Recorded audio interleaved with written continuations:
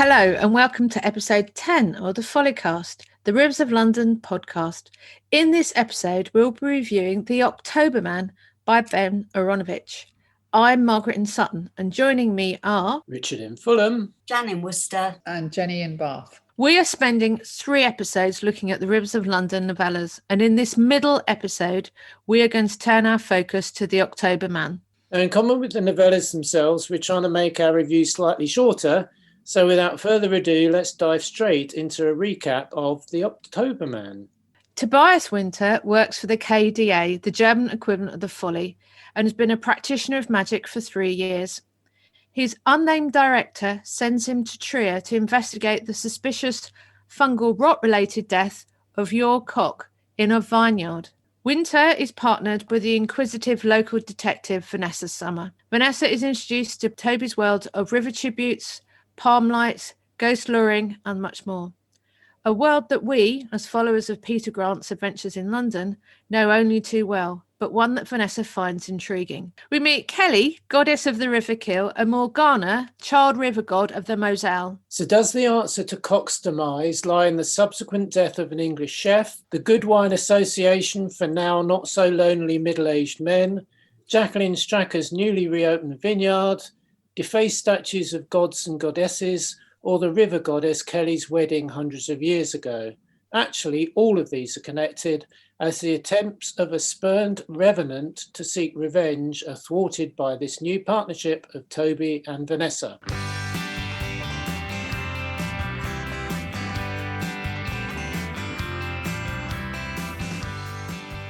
Okay, so how do we feel about spin-offs? The problem with spin-offs is first of all, how you make them different enough from the original to create a new world, but doing that with characters who nobody has got to know yet. And I don't think this quite succeeds. The plot is fantastic. I really love the plot. I love the location in Trier and that area of Germany, which is very close to the French border, obviously. And I think it's a great plot and it's well handled. But I didn't get to Tobias. He felt to me just like Peter, that there was no difference other than his name. We didn't get the director, so we didn't have a Nightingale equivalent. And I didn't quite get Vanessa. She just didn't come across very well. Although I loved the plot and I loved reading it, and I'm glad we have it, I didn't think it quite worked. I agree with Jennie in the sense of, because the stories are written in the first person, you instinctively feel that this is Peter telling the story. I think as time went by, I could see how Aaronovitch had tried to make them different. So Tobias was a much more sort of solid background. You know, his father and other close family members had been in the police force. His father said, you don't spend enough time switching off. Whereas obviously Peter himself has a very rich social life alongside what's going on. So I could see how he was trying to make them different, but it was difficult, I think, being in that first person to really, really have a very distinctive feel about Peter and Tobias. I think that's a really interesting point. If you think of how we were introduced to the world of the Rivers of London in the first book, Peter's in the same position as us. He's the first person character. That world is gradually unfolding too, whereas Tobias Winter arrives fully formed. The first person character is explained to a third person what's going on. And that kind of, for me, meant I didn't feel as much empathy with the Tobias Winter character. And also, to a certain degree, as you say, because there's no one describing him, sometimes the first person thing can work in different ways. There is the series that Margaret and I have been reading called The Vinyl Detective, written by Andrew Cartmel, who is linked to Rivers of London because he writes the graphic novels. The lead character in that is written in the first person and is definitely the least well-developed character deliberately, to the degree that you never learn his name. No. He doesn't actually even have a name. And he's almost like an avatar, like in a video game, that you can stick your head in and be them. And the least you know about them, the more it's like you are in a first person role-playing game being that person, but you don't know much about them, if you see what I mean. You've got to be careful, with stereotypes. But, I did study German at school, and I'd been to Germany a lot and did a German exchange when I was 18 in a town called Brilon, but it's very similar in description to Trier, and they did come across as authentically German. I don't know what Jan felt about them, but the characters in this, they didn't feel like English people transposed to a nice setting. No, I agree.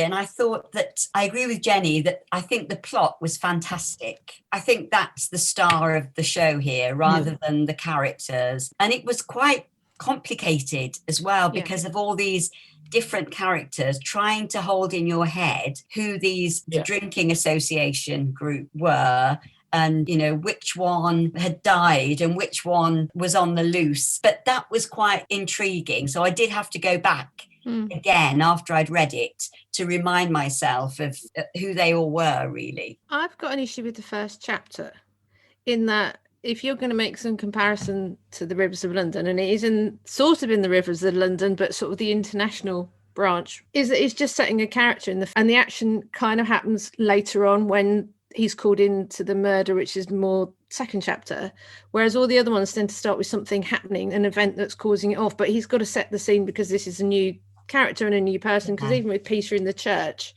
in that first book, it's Peter and he encounters the ghost, and that's what kicks off the story. And I feel I didn't get into the book really until about the novella till about chapter 2, chapter 3, when it started to come together, and I was like, oh, that's intriguing, that's interesting. But that's because they're new characters, and he had to sort of set a sort of character up. So it was just, I felt slightly delayed getting into what the book was about, because normally you're straight in there and it's this has happened or that's happened. Or if you break a book down, I don't know if this works, but to 3 elements. You got a plot, a sense of place, and characters. I think the first 2, I definitely, and it may be because I'm projecting a particular place in Germany that I know, but it definitely had a nice self-contained feel of place with the vineyards and the monuments up on the hill and the river. And I definitely felt it'd be interesting to see if there were further novels, if they were set in Hamburg or Berlin, or would they have a completely different feel. But up to now, mostly, as a Londoner all my life, 90% of what Ben Aaronovitch is describing, I know, and it comes across as authentic. But I know what he's talking about here. I've never been to Trier, so it was reassuring that he could describe something I didn't know, and I still had a good sense of place about it. He did go on a wine testing trip there, no doubt on expenses, to research the book. I was helped by the fact that the subject matter was wine, and German wine, about which my father was passionate about. So, almost as soon as I could speak, I was saying Auslese and Spätlese and Trockenbeer and Auslese and Eiswein and Botrytis and Glühwein. So I knew all of that stuff, and it just felt really nicely familiar. Margaret's original question was hinting at a wider thing, I think, which is, how do we feel about spin-offs per se?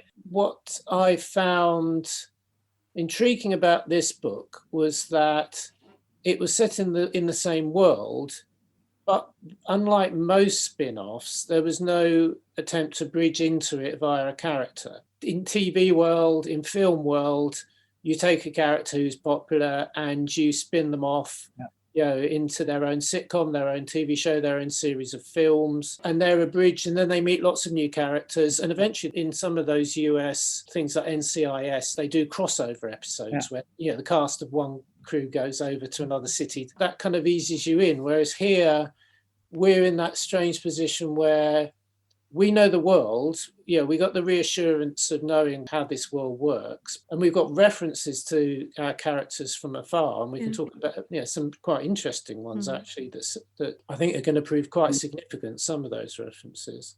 But we haven't got Peter on secondment to the KDA or something, or even a minor character to ease us into that, which I found an interesting approach. What I did think this did, though, was there's the potential that they're going to link up, because he makes references, doesn't he? What would Peter do? Yeah. And I thought right at the end, when Vanessa says she definitely does want to sign up, and she'd like to learn magic. And he talks about your face could fall off. And she says, could that happen? And you're thinking, I wonder if this is sort of building up. You could almost do another strand with that development and see what happens with that partnership, and then a potential meet up in the future. So it felt like that rather than a spin-off from the main Rivers of London. Yeah, but then I think that's why I think I was a little frustrated with it, because I thought they were trying to do a Peter and Leslie, not Nightingale. Yeah. Almost all over again in Germany, rather than let's do something completely different. The challenges are the same, but the characters are completely different. Yeah, I agree. To me, I don't know why this isn't a direct parallel, but whereas the setup for Rivers of London felt quite Harry Potter, and they acknowledge that and reference Harry Potter in terms of the relationship between Nightingale and Peter, this to me seemed like the X-Files. You see, like that is much more of a traditional Mulder and Scully cop and female sidekick. Mulder and Scully came to mind in terms of Mulder being the UFO believer and initially Scully not being, if you remember, I don't know if you watched X-Files, but early X-Files, their relationship, there wasn't anything particularly different or intriguing about it. I think that's true. Yeah, but I think also the fact that we didn't have a Nightingale or whatever this name was, the FBI head in X-Files, we didn't have that character there. There was somebody there, but they were faceless, nameless, very shadowy. The director, and I think that was a missed trick, because that could have marked a big difference between London and Germany. Margaret, you were saying there's also some other characters that have got direct analogues with Rivers of London, aren't there? Yeah, if we're looking at echoes of characters, we have a director that's sort of like a Nightingale character, but we've also got the lead character of Carmela, the pathologist. Yeah. And then we've also got the fire team that come in, like Frank Caffrey, with their van and their equipment and burn the fields and also stick around for a bit. I wonder if, there's all these references to London and what's happening in London, whether they're building up the KDA and using some of the model of what they've already got in London as a basis of how they actually do things, not in direct contact, but they're getting feelers. They're not allowed to be in direct contact, are they? No. That's what I don't understand. Surely you would want to be. Well, is that not because they're not supposed to be doing it? To me, it almost felt like there was a de-escalation in place, like, nuclear disarmament after the war. And if that, in that short story we referred to in the last episode, when the director calls Tobias into office and said, the Nightingale has taken an apprentice, things are hotting up, you need to learn magic. Part of it is because it's going on in London. Part of it is because there seems to be a resurgence of magic-related things to investigate. So in an echoing of our post-Brexit times, although this was written pre-Brexit, there's probably... You'd think, given the cooperation they have with the US teams now, and where Germany now is in the EU, that there would be a rapprochement. There would be, okay, this is now a global thing. We need to cooperate with all this.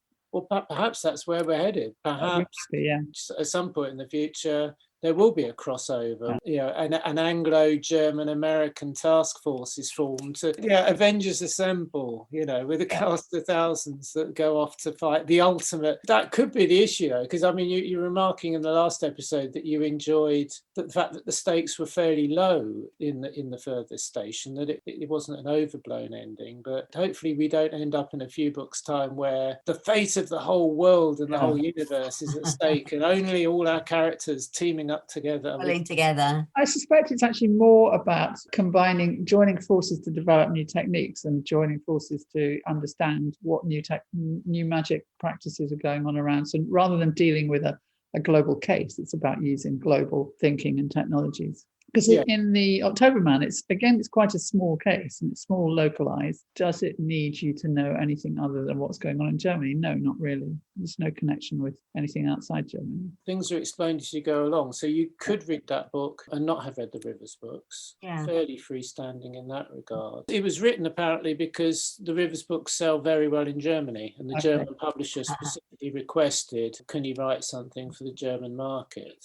Ben Aaronovitch does rely heavily on Twitter for research. If you're following his Twitter at the moment, he's giving updates on how many words he's written every day and asking specific questions about things, crowdsourcing. I went back and had a look at his Twitter feed while he was writing this, and it's really interesting. One thing he was asking was, do German ring binders have 3 or 4 holes? This supposed to be a specific reference to the fact, people. He does that on Twitter, because I don't. If I have to ask a question like, which I was thinking about today, when did the word partner for somebody you're in a sexual relationship with, either gay or straight, when did that become common parlance? If I could have actually put that out on Twitter rather than trying to Google it. Presumably there's at least 2 or 3 corroborative sources like Wikipedia. But then he's got a hell of a lot more followers than I do, so it's probably easier for him.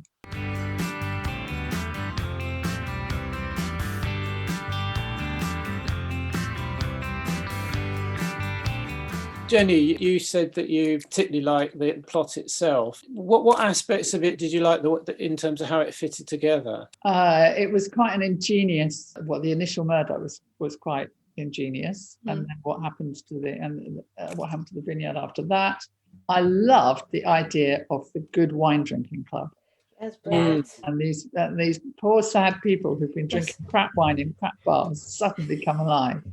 when they're given good stuff. I thought that was fantastic. And then it's all based around that Goethe quote. That was brilliant. I loved the characterization of the city, and I actually had to go and look it up. So I actually, when I was reading it, I had pictures of Trier on my iPad. Brilliant. See what it was like. Really interesting that we had also companion New River discoveries, and a note in October Man that these things are popping up all over England.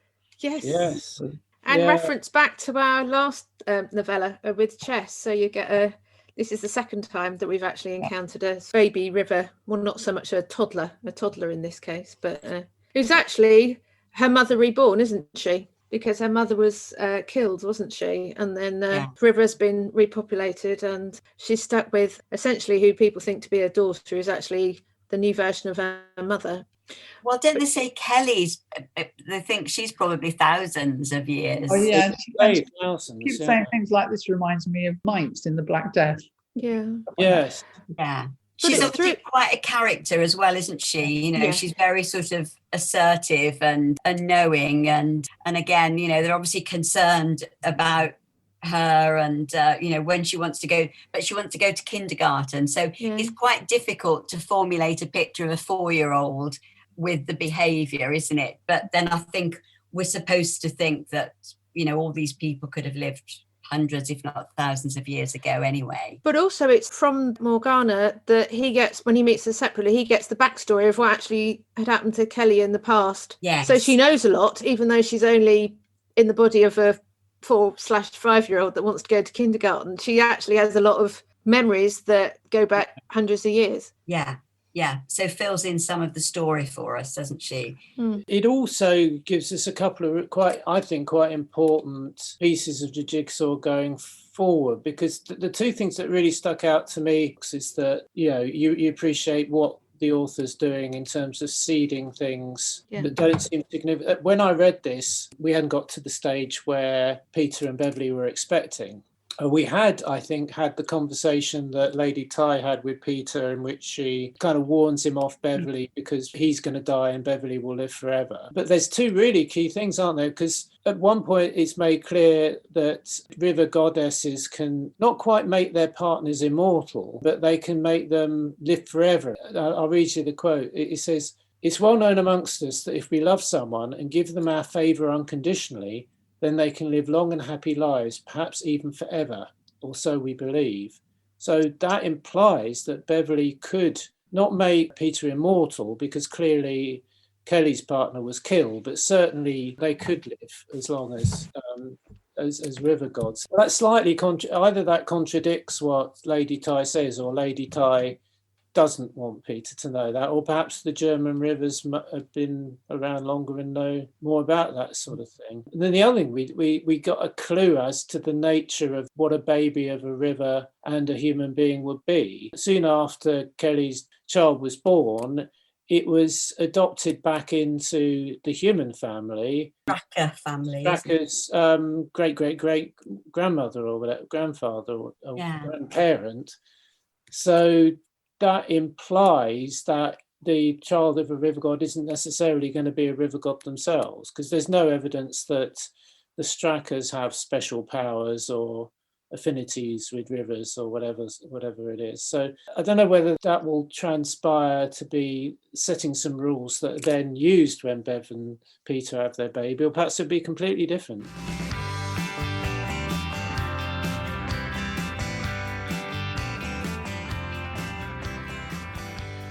I like the role of the wine in all this, and the fact that it's a big wine growing area, and the fact that they've used what actually happens to the wine and then takes it off and expands the whole thing. But I like the idea that it's based in reality, you know, the idea of noble rot, which can be used to really enhance the wine, but then it can also, the flip side is that it becomes this evil presence.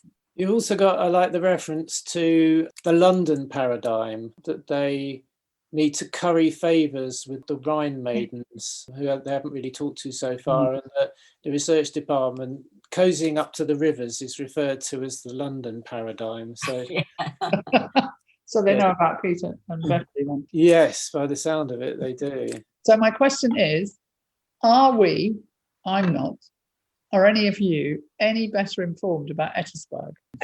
Slightly from, there's not much in there. There's a little bit, and we know whether it is connected with Ettisburg or not, that she nursed him and held him in her arms under a bridge, didn't she, Kelly? Yeah. Yeah. There's that, and there's the perspective of the fact that after Ettisburg, the British took everything, and what they didn't take, the Soviets took from the history of the White Library and whatever magic practitioners was happening in the Nazi period and the Second World War. Yes, I read all that and I thought, okay, but this doesn't chime with what we've heard about this before. Right. That my understanding before was there was nobody left. It wasn't a question of where all the data had gone. It was that that was the end of magicians. There were no longer any practitioners, so there was really no data to take. So I'm still not sure I understand. Well, I thought the data wasn't about practitioners. It was about, I may be misremembering, I thought it was about experiments that were trying to fuse Newtonian magic with quantum theory. So it was an attempt to weaponize the science of magic. And that's what was recovered from Ettisburg, and that's what's in the base in the lock and key in the base of the Folly. Things no human being should be doing type. Oh, okay. Experiment. In some of the crimes and misdemeanors that we've seen over the course of Rivers of London, so what they were doing with those creatures in the basement of the Soho Club and all that kind of stuff, is that the kind of stuff that would have been in the library? They're sort of perversions of magic. This was more magic meets quantum physics, magic meets science, and some fusion of the two. And again, I've got to be a bit careful what I say, because false value does build on this. Okay. Yeah. But I'm still not getting it, because whoever came up with those theories in the first place, there will be another person along in a minute who will come along with the same theories. So just looking at it in a way in a library doesn't help. It's all about how individuals can manipulate. Well, it is the classic thing, isn't it? I mean, going right back to, the guilt of the people who invented the atom bomb. If they hadn't invented it, you can't uninvent things. No. If they hadn't invented it, someone else would. There's some really interesting things in terms of how worried they are and how secure things are, in that how he gets his documentation and it's delivered to him, and it has to be sent on paper and it has to be locked in a certain way, and it has to be stored in a certain way, that they're very worried about that whole sort of security thing of them actually starting to build something up. And by the end of the book, when she's talking to recruiting Vanessa, it's almost like all bets are off, but it's almost like they're trying to operate in a clandestine way because they're worried about security and letting information out from their perspective as well.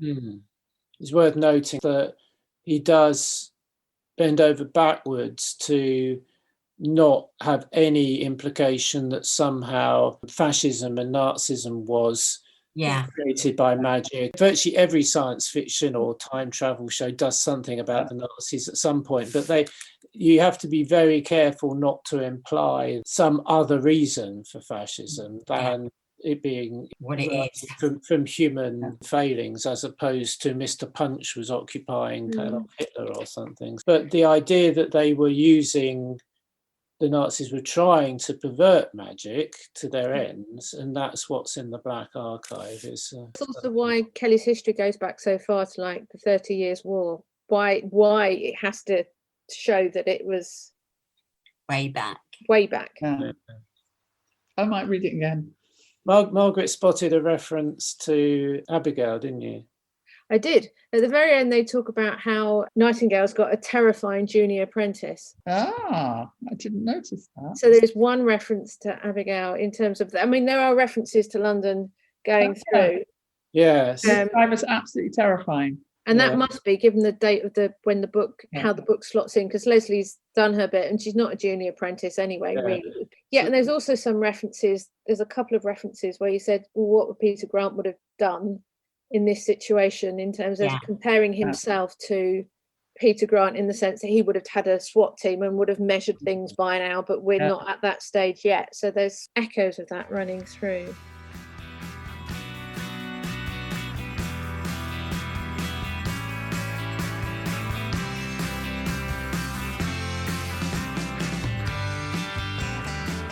Would we like to see more of Toby and Vanessa? And I guess linked to that, would that be separately or as a crossover with the Folly? How ideally would this go forward? For me, I think it could be a completely separate stream, but you need to build up more interesting characters in Toby and Vanessa and in the director.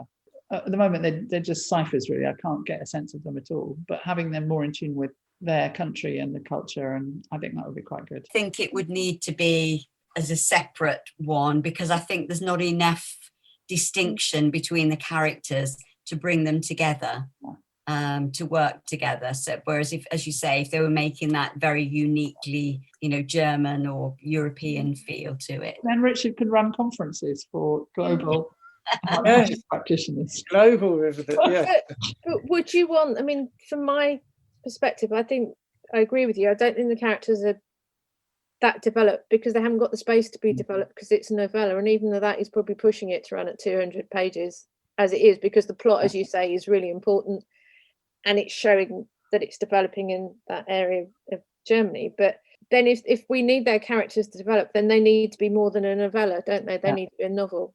Well, we need a German franchise. Yeah, so it needs to be, because you don't really, apart from him being slightly annoyed by her and realising that she has got quite a lot of skill, and him being quite serious and practical and being a good cook, perhaps. Well, as I spend a lot of time in Berlin, I'm offering myself up as a researcher for the Berlin branch. But my perceptions are, having read it the second time round, I'm not so weighed down with expectation that I was the first time round. First time round, Richard would probably agree that I thought, well, something's going to happen here. It's going to link back to London. It's going to be, but it wasn't. It never was. Do you know what I mean? And in the scheme of things, you're thinking, why am I going sideways? But perhaps sideways is good. Perhaps it just adds to the wider Rivers of London universe, I suppose, but not Rivers of London. That's sort of like Rivers of the World. Rivers of the World, really. So, because it's not a Rivers of London book at all, really, is it? I mean, there's endless scope, isn't there, for all the rivers that could develop. Personally, I wouldn't be overly interested in another book about them. I would be interested, strangely, in a graphic novel about them, because I think it would be given an opportunity to use a different artist, perhaps even a German writer. I bet it would sell well in Germany, if the German language translation of it, and also for the variation of the scenery. Get an artist, drawing, German scenes and so on. So I think that might work. But my strong suspicion is they will turn up like Agent Reynolds in a future book. I think that's the most likely scenario. From sort of discussions of where he's going, and when he spoke at Kensington Library, he said, obviously the next one's Abigail. He talked about Agent Reynolds getting a novella. And then he also talked about a sort of 1920s Nightingale one set in New York, didn't he? So I'm not quite sure where they're going to appear unless they're going to come into the new arc of the Rivers of London, perhaps. I'd also volunteer for the researcher is in New York. But he's obviously very comfy with the franchise and working within it, because I mean the list of things he's got up his sleeve coming up doesn't leave much scope for doing anything else. And when I first heard about this book, I wasn't aware where it's going to be in the Rivers world, because he said, I'm going to do a completely different book set in Germany. And I thought that would be, like, J.K. Rowling writing those detectives, something literally completely different. Whether he's trapped in his world, as he's happy to be trapped in it, in the world he's created for the next 10 years, it's a profitable one, and he clearly enjoys being in it. But we shall see.